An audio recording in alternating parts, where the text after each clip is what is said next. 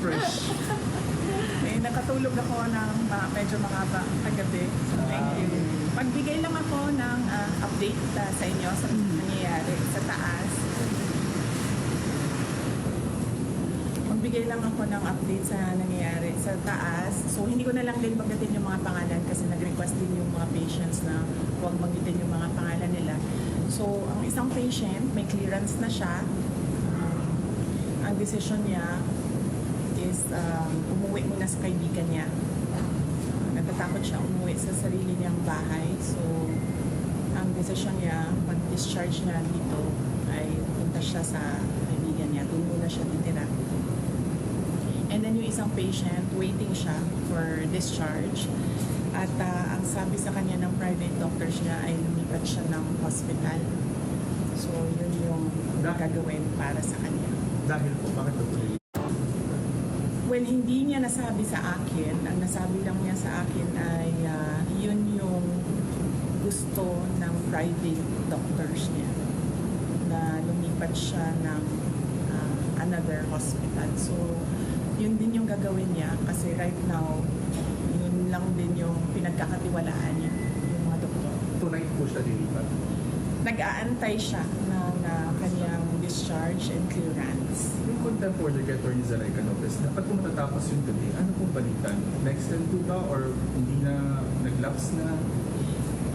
Malamang siguro wala na yon kasi nag-aantay na lang yung lawyer dito sa taas ng clearance from all the offices concerned.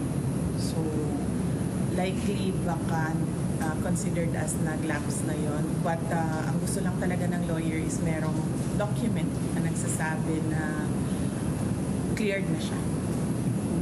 Ma'am, if we may get your reaction sa nabanggit po ni President Marcos. Ang sinabi niya, ma'am, kinonfirm niya po yung kumalat na text message na nakalagay na in the larger scheme of things, Sara is an unimportant, so please do not file impeachment complaints. What are your thoughts, ma'am? Pinigil or he stopped in a way? Hindi naman ako mag-comment sa mga remarks ni President Marcos.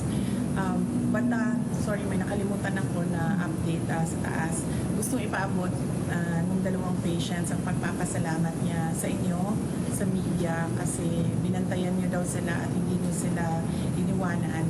And gusto din nila magpasalamat sa mga doctors and lahat ng healthcare professionals na tumulong sa kanila. And of course, sa mga lawyers din na nag-assist sa kanila all throughout the crisis. So, isa din yun sa mga message nila galing sa taas. Salamat daw sa inyong lahat.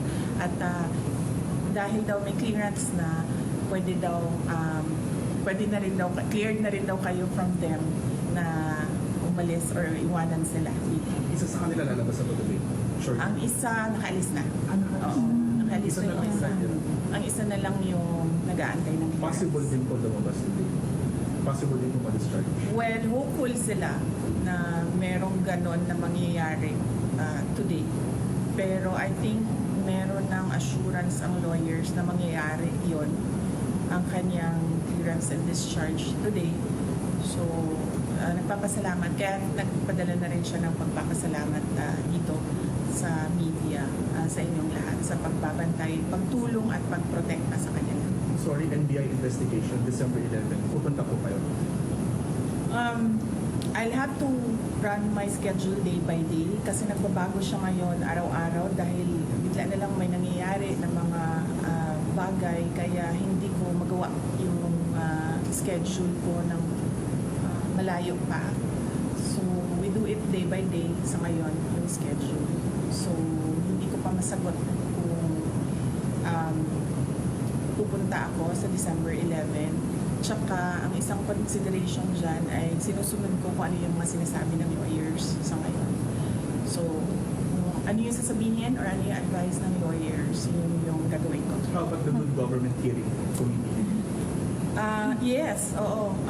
Nag-express kasi yung isang, dalawa, tatlo. Nag-express yung tatlong mga resource persons from the Office of the Vice President that they really feel safer and medyo kumakalma sila kung nandiyan ako. Ang worry ko lang is right now, wala na kasi kaming chief of staff. Affected din yung assistant chief of staff ng office. So ako na lang talaga yung naiwan sa opisina to do everything. And meron ding mga year-end activities ang office. Meron din kami mga Thanksgiving activities. Meron kami budget utilization review dahil merong mga budget na kapag hindi nagamit, nag-lapse yan by December 31. As well as yung planning for January 1. Kasi bago na yung budget by January 1. And kung nakikita nyo, December na bukas, so we have just 1 month to do all those things. So, yun lang naman yung problem ko. Yan ko lang din po kayo ng comment regarding po sa sinabi po ni Congressman Jay Kong Hoon po na kung hindi lang daw po kayo maagang nag-ambisyon na mag-presidente, tahimik daw po ang lahat.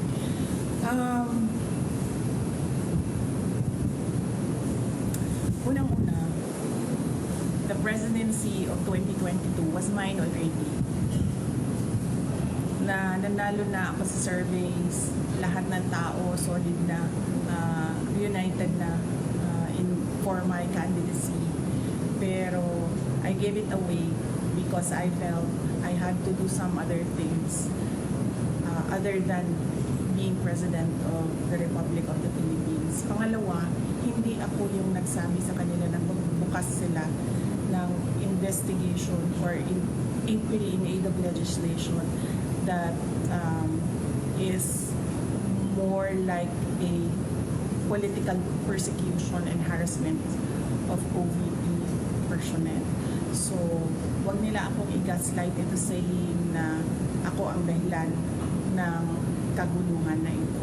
Ang kaguluhan na ito ay nagsimula sa sa terrorism nila, sa harassment nila, sa threats nila, sa mga personnel ng Office of the Vice President.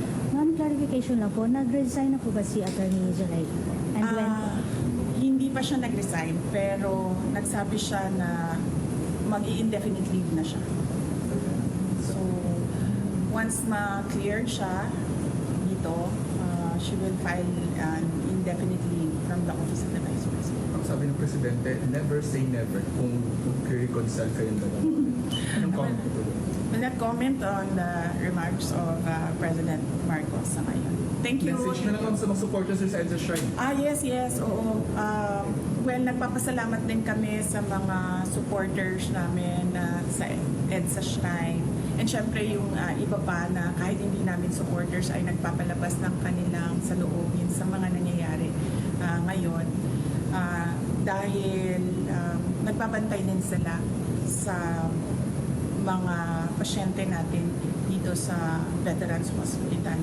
And nagpapasalamat din kami sa mga tao na nasa labas ng Veterans Hospital na nagbantay din sa mga pasyente. Malaking tulong yon sa akin, yung media, yung mga tao na nagbabantay. Si Senator Bato de la Rosa na hindi talaga niya iniwanan yung mga pasyente.